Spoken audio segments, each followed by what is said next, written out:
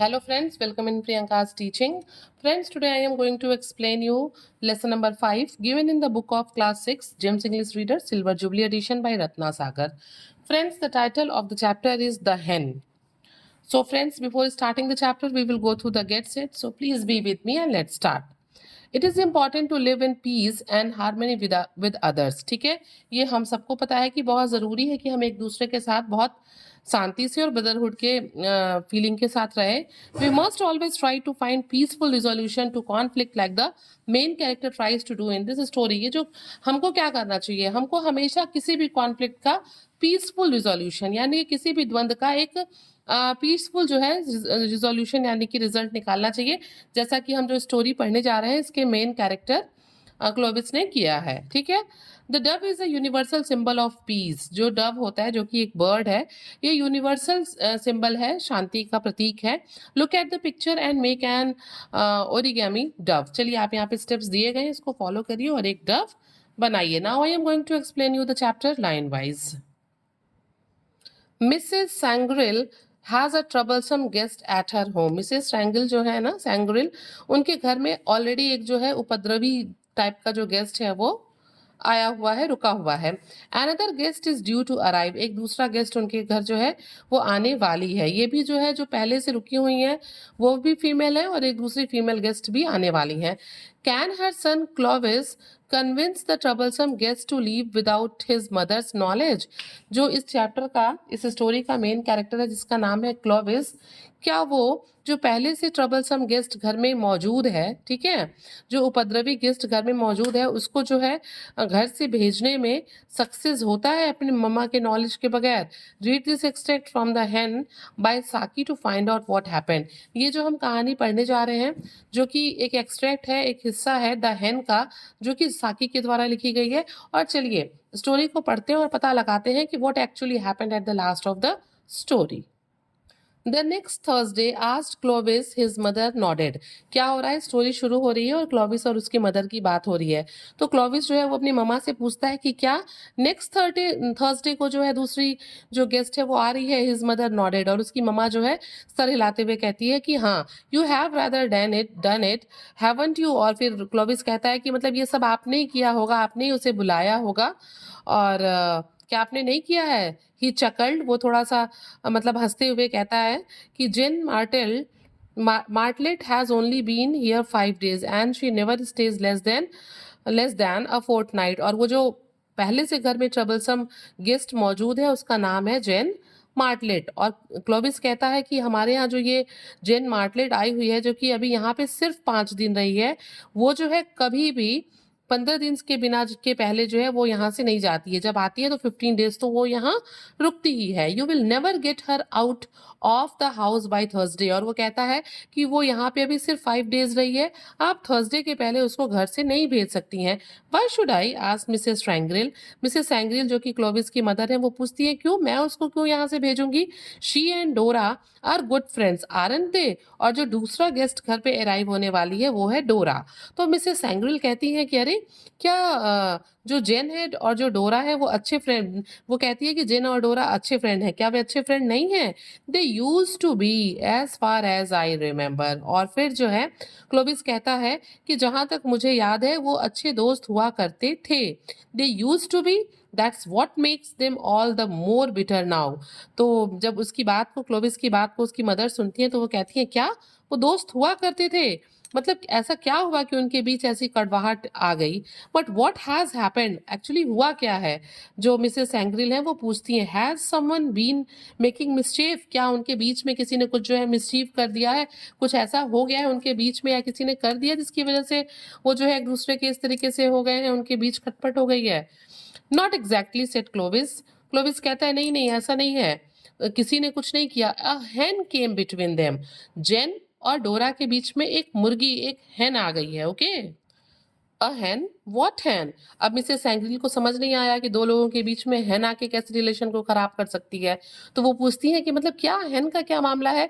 It was a bronze leghorn or some such exotic breed and Dora sold it to Jane at a rather exotic price। और फिर यहाँ पे Clovis बताता है कि ये जो hen है वो एक ब्रॉन्ज लेगहॉर्न, ये एक स्पेशल तरह का स्पेशल ब्रीड का hen है जो कि एक और सम सच एक्सोटिक ब्रीड, ये बहुत खास तरह का एक फॉरेन ओरिजिन का जो है ये एक ब्रीड है हेन का। और डोरा सोल्ड इट टू जेन, डोरा ने इसे जेन को एक बहुत ही एक्सोटिक प्राइस में यानी कि हाई प्राइस में सेल किया है। तो क्लोविस बताता है कि डोरा ने हेन को एक डोरा ने जेन को एक हेन बेचा है जो कि बहुत ही हाई प्राइस में बेचा है और ये एक खास किस्म के ब्रीड का हेन है। ठीक है, Jane thought she was going to get her money back in a large family of pedigree chickens. क्या होता है, जब जेन बहुत हाई प्राइस पे डोरा से इस ब्रॉन्ज लेघॉर्न को खरीद रही होती है तो वो सोचती है कि वो क्या करेगी, जब ये जो hen है जब ये बच्चे देगी, अंडे देगी, तो वो इसके जो पिडिग्री चिकन्स होते हैं जो कि बहुत ही खास अच्छे ब्रीड के चिकन होते हैं, उससे वो अच्छे पैसे अर्न कर लेगी। तभी तो उसने बहुत हाई प्राइस पे खरीदा था ना। The bird turned out to be an abstainer from the egg habit. और फिर बाद में जेन को ये पता चला कि ये जो ब्रॉन्ज लेग हॉर्न है ये क्या है, ये इस तरह का hen है जो कि एग ले ही नहीं करता है। ठीक है ना। How ridiculous said Mrs Sangrail. और जब इस बात को मिसेस सैंग्रिल सुनती है तो वो कहती है कि अरे ये तो बड़ा ही डिसअपॉइंटिंग है, इतने मतलब हाई प्राइस में उसने खरीदा और फिर उसको पता चला कि they are the abstainer from the egg habit, कि वो नहीं देंगे, एग ही नहीं ले करेंगे। It is a most awkward situation. मिसेस सैंग्रिल कहती है ये तो बड़ा ही खराब सिचुएशन है। Do you suppose they wouldn't speak to one another. और वो फिर पूछती हैं कि अपने बेटे से, क्लोविस से, कि क्या तुम्हें लगता है कि वो एक दूसरे से बात नहीं करेंगी। On the contrary the difficulty will be to get them to leave off. और फिर उनको जो है मिसेस सैंग्रिल को क्लोविस जवाब देता है कि अरे बाबा, मतलब बात करना तो दूर, मुझे तो इसके उल्टा ये लगता है कि वो एक दूसरे से बहुत ज्यादा क्या करेंगी, आर्ग्यूमेंट करेंगी, जिसे बंद कराना, जिसे रोकना ही बहुत क्या होगा, मुश्किल होगा। आई कैनॉट पुट डोरा of said Mrs Sangrail. Mrs सैंग्रिल कहती हैं कि मैं डोरा का आना यहाँ कैंसिल नहीं कर सकती, मैं उसे मना नहीं कर सकती यहाँ आने से। I have already postponed her visit once, क्योंकि मैंने एक बार ऑलरेडी उसका यहाँ पे आने का जो विजिट था उसको मैंने पोस्टपोन किया था। And nothing short of a miracle would make Jane leave before her self allotted fortnight is over. और वो बहुत टेंशन में हो जाती है मिसेस सैंग्रिल। वो कहती है कि मैं डोरा को मना नहीं कर सकती क्योंकि ऑलरेडी मैंने उसके विजिट को एक बार पोस्टपोन किया था। और वो जेन के लिए कहती हैं कि कोई भी ऐसा चमत्कार मिरेकल नहीं हो सकता जो जेन को यहाँ पे उसके डिसाइड किए हुए फोर्टनाइट के पहले से जो है यहाँ से भेज सके, क्योंकि वो जब भी आती है तो वो अपने सेल्फ अलॉटेड फोर्टनाइट तो यहाँ पे रुकती है। Let me try my best set Clovis. Clovis कहता है अच्छा ठीक है ममा, मैं कोशिश करता हूँ, देखता हूँ क्या होता है। सर्वेंट्स आर, अब देखिए, अब ये जो कॉन्वर्सेशन यहाँ से स्टार्ट हो रही है, this is the conversation between Jane and Clovis. Servants are a bit of a nuisance, muttered Clovis talking to Jane Martlet at tea time।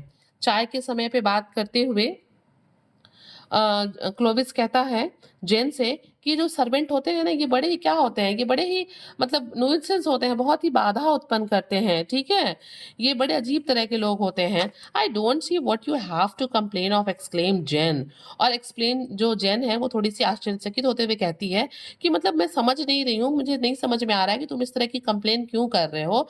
Your mother is so wonderfully lucky in her servants, कि तुम्हारी mama तो बड़ी lucky है कि उनको इस तरह के सर्वेंट्स मिले हुए हैं जो सारे काम करते हैं, चौबीसों घंटा तुम लोग के साथ रहते हैं। Then why are you talking about like this for servants?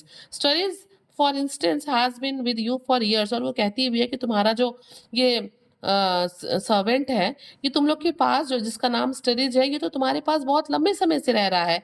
That's just the trouble set Clovis. और क्लोविस कहता है यही तो हमारे लिए मेन प्रॉब्लम है कि ये हमारे पास इतने लंबे समय से रह रहा है। It is when servants have been with you for years that they become a really serious nuisance. और कहता है क्लोविस कि यही तो बात है कि जब सर्वेंट्स हमारे साथ बहुत लंबे समय से रह जाते हैं ना, तो वो लिटरली जो है वो एक मतलब गंभीर समस्या, एक नुइसेंस एक बाधा बन जाते हैं हमारे लिए। It was studies I was particularly thinking of when I made the observation about servants being a nuisance. और वो कहता है कि जब मैं इस तरह की बातें सोचता हूँ ना कि जो सर्वेंट्स हैं वो नुइसेंस यानी कि बाधा होते हैं, तो पर्टिकुलरली मैं स्टडीज के बारे में ही मतलब सोचता हूँ। ठीक है, the excellent studies a nuisance I can not believe it, said Jane. और जेन कहती है कि मतलब स्टडीज इतना एक्सीलेंट है, इतना अच्छा है, और तुम उसको नुइसेंस कह रहे हो, मुझे इस बात का विश्वास नहीं हो रहा है। I know he is excellent. और तभी जो है क्लोविस जवाब देता है कि मुझे पता है कि वो एक एक्सीलेंट सर्वेंट है, and we must could not get along without him, और हम उसके बिना रह भी नहीं सकते। But his orderliness has had an effect on him, लेकिन उसका ये जो ऑर्डरलीनेस है, जो उसका डिसिप्लिन्ड वे में काम को करने का तरीका है, उसकी ये जो हैबिट है, वो क्या है, उसका एक इफेक्ट है उसके ऊपर, उसकी वजह से ही वो जो है क्या है, नुइसेंस है। Have you ever wondered what it must be like to go on doing the correct thing in the correct manner in the same surrounding for a long time? और फिर क्लोविस कहता है कि क्या तुम जो है इस बात को सोच सकती हो कि अगर हमें बहुत लंबे समय तक किसी पर्टिकुलर सराउंडिंग में एक ही काम को एक पर्टिकुलर मैनर में सही समय पे मतलब करना हो, क्या होता है, मतलब यहाँ पे क्लोविस का कहने का मतलब है कि एक ही काम रिपीटेटिव वे में एक पर्टिकुलर टाइम पे करना और बहुत लंबे समय तक करना, मतलब कैसा फील होगा। I should go mad, said jenny. और क्लोविस की बात को सुन के जेनी कहती है कि मतलब मैं अगर ऐसा कुछ करती हूँ तो मैं क्या हो जाऊंगी, आई आई आई शुड गो मैड, मैं तो पागल हो जाऊंगी मतलब इस तरह का काम करके। Exactly, said Clovis thoughtfully. और क्लोविस भी सोचते हुए कहता है कि हाँ, बिल्कुल ऐसा ही होता है। But Studies has not gone mad, said Jane with a flutter of inquiry in her voice. और तभी जो है एक क्वेश्चन पूछने के तरह, एक इंक्वायरी के तौर पे, एक क्विक क्वेश्चनिंग के टोन में जेन पूछती है कि but Studies has not gone mad, लेकिन स्टडीज तो पागल नहीं हुआ है, वो तो इसी काम को बहुत लंबे समय से कर रहा है, एकदम ऑर्डरलीनेस वे में, वो तो नहीं हुआ है। One most point he is thoroughly Sen and reliable, said Clovis. कहता है अरे ऐसी बात नहीं है, कुछ मतलब ऑन मोस्ट पॉइंट्स, अधिकतर मतलब चीजों पे, अधिकतर मुद्दों पे, अधिकतर काम में वो बड़ा ही सेन यानी कि सेंसिबल होता है, रिलायबल विश्वसनीय होता है। But at times he is subject to the most obstinate delusions, and on those occasions he become not merely a nuisance but a sure embarrassment। और कहता है कि देखो कुछ जो है मैक्सिमम पॉइंट्स पे तो वो बड़ा ही सेंसिबल और रिलायबल होता है, लेकिन but times he is, but कभी कभी क्या होता है सच कि उसे विभ्रम हो जाता है, ठीक है, वो स्टबर्न हो जाता है। और वो क्या करता है, जिस समय वो स्टबर्न होता है उस समय वो केवल नुइसेंस ही नहीं होता, बल्कि वो बड़ा ही एम्बैरेसमेंट का रीजन होता है, उसकी वजह से हमें बड़ा शर्मिंदगी फील होती है। व्हाट सॉर्ट ऑफ डिल्यूजन, अब पूछती है यहाँ पे फिर जो है, जो जेन है वो बड़ा ही एक्साइटेड होकर पूछती है कि मतलब तुम किस तरह के डिल्यूजन की बात कर रहे हो, उसे किन मुद्दों पे डिल्यूजन होता है। Unfortunately they usually centre around one of the guest of the house party. और फिर क्लोविस कहता है कि ये जो सर्वेंट्स हैं जो कि न्यूसेंस हो जाते हैं, इनका जो दुर्भाग्यवश इनका जो सारा वो अटेंशन होता है वो घर पे आए हुए मेहमानों के लिए होता है। You don't mean to say he might be dangerous to you, asked Jane with some anxiety. और फिर वो थोड़ा एंजाइटी से, थोड़ी चिंता के साथ पूछती है कि मतलब तुम्हारे ये कहने का तो मतलब नहीं है कि मतलब वो मेरे लिए जो है वो डेंजरस है। One can never be certain, set Clovis. Clovis कहता है कि मैं ऐसा नहीं कह सकता, मैं पूरे विश्वास के साथ ऐसा निश्चित तौर पे तो नहीं कह सकता।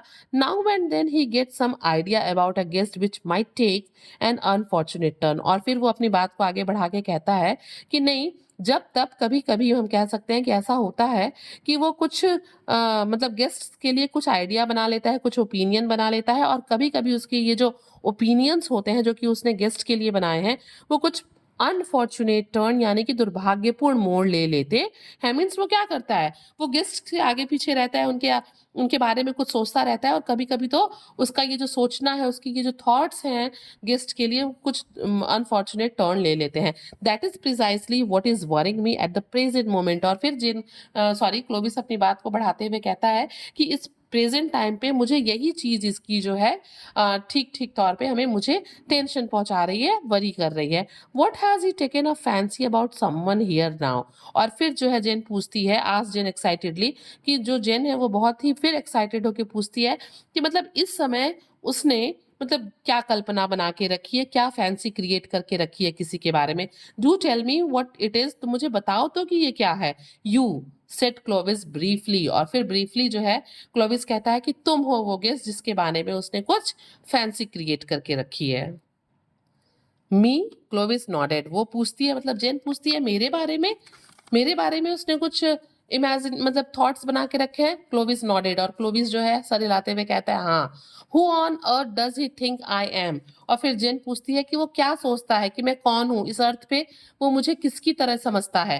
Queen any was the unexpected answer, और क्लोविस कहता है कि वो तुम्हें जो है क्वीन एनी के जैसा समझता है। Queen Anne, what an idea, but anyhow there is nothing dangerous about her. और फिर जो है जेन कहती है कि मतलब वो वंडर्ड होती है कि वो मेरे बारे में क्वीन एनी के को सोच के वो मेरे बारे में आइडिया ले रहा है। और वो कहती है कि लेकिन क्वीन में जो एनी है उनके बारे में तो कोई डेंजरस चीज है ही नहीं है। She is such a colourless personality, वो तो एकदम ऐसे ही उदासीन कैरेक्टर की पर्सनैलिटी रही है, उनके बारे में तो कुछ भी ऐसा डेंजरस नहीं है। The only thing that I can remember about her is the saying Queen Mary is dead. और अभी जो उनके बारे में जहां तक मुझे याद आ रहा है क्वीन मैरी के बारे में, तो एक मतलब यही याद आ रहा है कि शी इज डेड, वो जो है अब नहीं है। एक्जैक्टली सेड क्लोविस डेड, और क्लोविस कहता है बिल्कुल वो मतलब डेड हो गई हैं। Do you mean that he takes me for the ghost of Queen Anne, आज जेन। और जेन कहती है कि तुम क्या समझ रहे हो या फिर तुम क्या मान रहे हो कि जो स्टडीज है उसको ये लगता है कि जो मैं हूँ वो क्वीन एनी का भूत हूँ। घोस्ट मतलब, फिर उसके बाद क्लोविस कहता है भूत, नहीं नहीं भाई डियर, नो नहीं, ऐसा नहीं है, स्टडीज तुम्हें उसका घोस्ट नहीं सोचता। No one ever heard of a ghost being so very much alive and flourishing, मतलब तुम तो इतनी जीती जागती जीवंत हो, इतनी हेल्दी हो, मतलब कोई कैसे ही तुमको घोस्ट की तरह समझ सकता है। All his life he has been accustomed to look on Queen Annie as the personification of everything that is dead and done with, as dead as Queen Annie। और यहाँ पे अपनी बात को एक्सप्लेन करते हुए क्लोविस कहता है कि जो स्टरीज है वो अपने पूरे लाइफ में इस चीज का आदी है कि वो क्या करता है, वो क्वीन एनी को पर्सोनिफाइड करता है, हर चीजों से जोड़ता है। ठीक है, everything that is dead and done, जो कुछ भी खत्म हो चुका है या फिर है, वो उसको क्या करता है, क्वीन एनी से जो है जोड़ता है, पर्सोनिफाइड करता है। तुम्हें पता है। And now he has to listen to your talks to the merry time you had at the Dublin Horse Show, and naturally he feels that something is very wrong with you। और कहता है यहाँ पे Clovis अपनी बात को और आगे कंटिन्यू करते हुए कि तुमने जो बातें बताई थी कि तुमने बहुत अच्छा समय हैप्पी टाइम गुजारा है डबलिन हॉर्स शो में, तो ये सारी बातें जो है स्टडीज ने सुनी थी, और उसे ऐसा फील होता है कि something very wrong with you, कि तुम्हारे साथ कुछ गड़बड़ है। But he wouldn't be hostile to me on that account, would he. फिर वो कहती है कि लेकिन मेरे साथ मतलब कभी तो वो इस तरह का बिहेवियर नहीं किया, और कि मुझे लगे कि वो मेरे लिए इस तरह का सोचता है। जे नास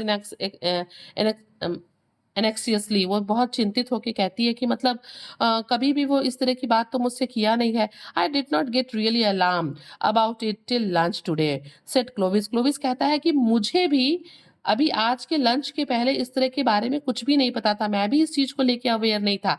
आई caught him glaring at you, मैंने उसे तुम्हें घूरते हुए देखा नाराजगी से। एंड मटरिंग, और वो बड़बड़ा भी रहा था। क्या बड़बड़ा रहा था? ought to be dead along ago, ought to be dead along dead long ago, कि मतलब तुम्हें तो बहुत पहले ही मर जाना चाहिए था। That's why I mentioned the matter to you। और फिर क्लोविस कहता है कि जब मैंने उसको ये मटर करते हुए सुना कि तुम्हें तो पहले ही मर जाना चाहिए था, तो मुझे लगा कि मुझे ये बातें तुम्हें जेन बतानी चाहिए। ओके फ्रेंड्स, मैं आपको बता दूं एक्चुअली ये सारी बातें क्लोविस जेन को अपने यहाँ से भेजने के लिए कर रहा था, स्टोरी क्रिएट कर रहा था, क्योंकि उसे पता था कि उसके यहाँ डोरा आने वाली है, और डोरा और जेन की जो है वो बनती नहीं है। अब चलिए स्टोरी को आगे कंटिन्यू करते हैं। दिस इज ऑफुल सेड जेन। जेन कहती है कि ये तो बहुत बुरी बात है, ये तो बहुत दुख वाली बात है। Your mother must be told about it at once, तुरंत जो है जो मिसेस एंग्रिल है उनको इस बारे में बताना चाहिए, जो कि तुम्हारी ममा है। My mother must not here a word about it, said Clovis earnestly. और फिर जल्दी जल्दी में क्लोविस कहता है कि नहीं नहीं, ममा को इसके बारे में कुछ भी नहीं बताना है, ठीक है। It would upset her dreadfully, ये सुन के ममा बुरी तरीके से अपसेट हो जाएंगी। She relies on studies for everything. वो स्टडीज पे बहुत ज़्यादा विश्वास करती हैं हर चीज़ के लिए। But he might kill me at any moment, protested Jane. और लेकिन जेन जो है उसकी बात का विरोध करते हुए कहती है कि नहीं, लेकिन तब वो किसी भी समय मुझे मार सकता है। अगर वो इस तरीके से ग्लोरिंग वे में मुझे देख रहा था, वो मटर कर रहा था कि मुझे पहले मर जाना चाहिए, तो वो मुझे कभी भी मार सकता है। Not at any moment, he is busy with the silver all the afternoon. और फिर क्लोविस कहता है कि नहीं, ऐसा नहीं है कि वो तुम्हें कभी भी मार सकता है। वो दोपहर में जो है बिजी रहता है। किस लिए बिजी रहता है? विद द सिल्वर, जो भी सिल्वर के यूटेंसिल्स वगैरह हैं उसको उसकी वो क्लीनिंग करता है दोपहर में। तो वो इस टाइम जो है वो बिजी है।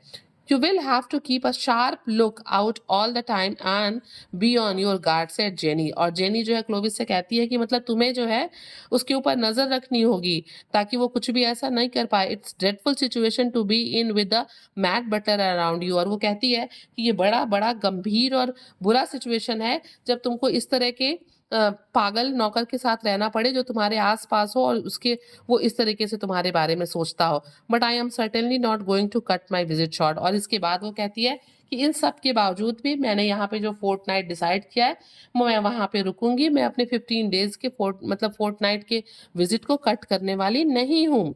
It was in the hall the next morning. अब देखिए अगले दिन सुबह क्या होता है। क्लोविस और जेन की कॉन्वर्सेशन के खत्म होने के बाद नेक्स्ट दिन की घटना देखिए।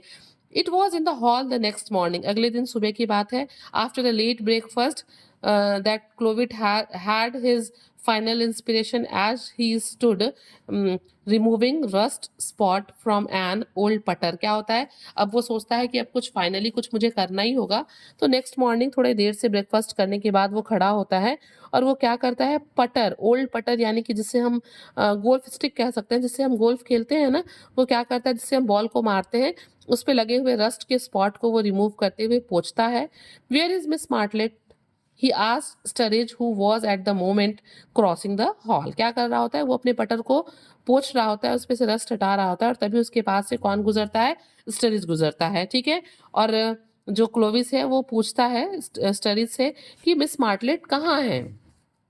Writing letters in the morning room, said studies. और स्टडीज जो है वो जवाब देता है क्लोविस को कि वो मॉर्निंग रूम में क्या कर रही हैं, चिट्ठी लिख रही हैं।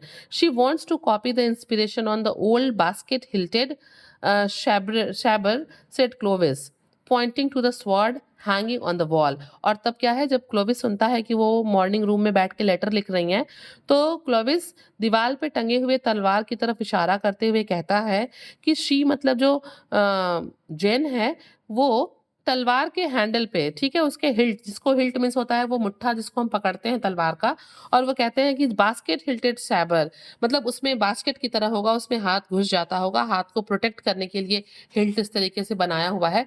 तो क्लोविस कहता है कि जो मिस जेन है वो जो बास्केट हिल्टेड सैबर पे जो इंस्क्रिप्शन लिखा हुआ है वो उसको लिखना चाहती हैं। ठीक है। I wish you would take it to her, मैं चाहता हूँ कि तुम उन्हें ये स्वार्ड दे आओ ताकि वो क्या करें, जो इंस्क्रिप्शन है उसको कॉपी कर सके। My hands are all over in oil, मेरे हाथ जो हैं वो ऑयल से भींगे हुए हैं, क्योंकि ये क्या कर रहा था, ये रस्ट को हटा रहा था ना।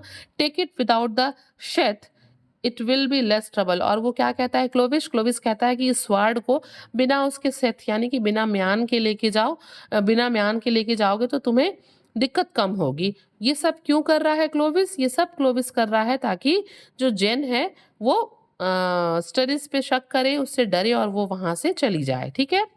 The butler drew the sword and carried it to the morning room. अब क्या करता है, बटलर कौन है, नौकर यानी कि स्टरेज, वो जो है तलवार को उसके सेथ यानी कि म्यान से निकालता है और उसे लेके मॉर्निंग रूम में यानी कि जेनी के पास जाने लगता है। There was a door near the writing table leading to the back stairs. जब वो कमरे में घुसता है मॉर्निंग रूम में, तो वहां पे क्या है, जो राइटिंग टेबल है ना उसके पास एक दरवाजा है जो कि कहाँ चला जाता है, बैक स्टेयर्स, पीछे के। आप यहाँ देख सकते हैं पिक्चर में, यहाँ पे है ना, यहाँ पे एक डोर है जो कि बैक स्टेयर्स की तरफ चला जाता है।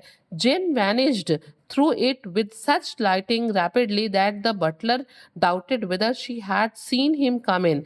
मतलब इतने तेजी से जेन उस कमरे में से लाइटिंग रैपिडली गायब होती है, वहां से बिल्कुल इतनी तेजी से गायब होती है, तो बटलर को भी ऐसा लगता है कि उसने जेन ने उसे वहां आते हुए देख लिया था। Half an hour later Clovis was driving Jane Martlet and her hastily packed luggage to the station. और आधे घंटे बाद क्या होता है कि जो क्लोविस है वो मार्टलेट को लेके जो है स्टेशन की तरफ जा रहा होता है, और उनके साथ क्या होता है, क्लोविस का मार्टलेट का बहुत ही जल्दीबाजी में पैक किया हुआ सामान रहता है, उसको लेके और जेनी को लेके क्लोविस उसे छोड़ने जाता है। क्यों? क्योंकि मार्टलेट यहाँ पे डर गई हैं कि वो तलवार लेके आ रहा है, अब मुझे मार सकता है।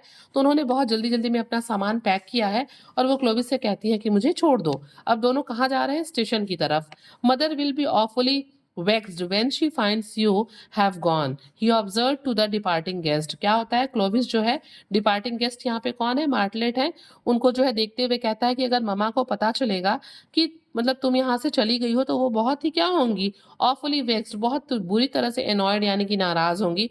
But I will make some story about an urgent buyer having call you away. और वो कहता है कि लेकिन फिर भी मैं मम्मा से कहानी बनाऊंगा कि कोई बहुत ज़रूरी काम आ गया था जिसकी वजह से तुम यहाँ से चली गई हो। No need to alarm her unnecessarily about Studies. और वो कहता है कि स्टडीज के बारे में बता के उन्हें अननेसेसरीली परेशान करने की हमें कोई ज़रूरत नहीं है, मैं कोई स्टोरी बना दूंगा कि तुम यहाँ से क्यों गई हो। Jenny sniffed slightly at Clovis idea of unnecessary alarm. और क्या होता है, जो जेन है वो थोड़ा नाराज भी होती है कि ये इतना सीरियस कंडीशन है, इतना सीरियस बात है, और जो क्लोविस है वो कह रहा है कि वो अननेसेसरीली अलार्म हो जाएंगी, तो वो थोड़ी सी स्निफ्ड, थोड़ी नाराज भी होती है। However, Clovis' effort proves useless as Dora wrote the same day that she was postponing her visit. ये जो सारी तैयारी होती है, ये जो सारा एफर्ट होता है क्लोविस का जेन को वापस भेजने का, वो सब यूजलेस हो जाता है, खराब हो जाता है। क्यों? क्योंकि डोरा का उसी दिन लेटर आता है कि वो वहां से वो नहीं आ पाएगी, उसने अपने विजिट को क्या कर दिया है, पोस्टपोन कर दिया है। तो फ्रेंड्स, आप देख सकते हैं कि क्लोविस ने कितने ही समझदारी से कुछ स्टोरी क्रिएट करके उसने जेन को अपने यहाँ से हटाया, ताकि डोरा के आने पे उन दोनों के बीच में कोई भी कॉन्फ्लिक्ट ना हो। तो बेसिकली ये चैप्टर हमें ये बताता है कि अगर कुछ इश्यूज हैं तो हमें उसे पीसफुली रिजॉल्व कर लेना चाहिए। So friends, if you like the explanation, please do share to others and very thank you for watching.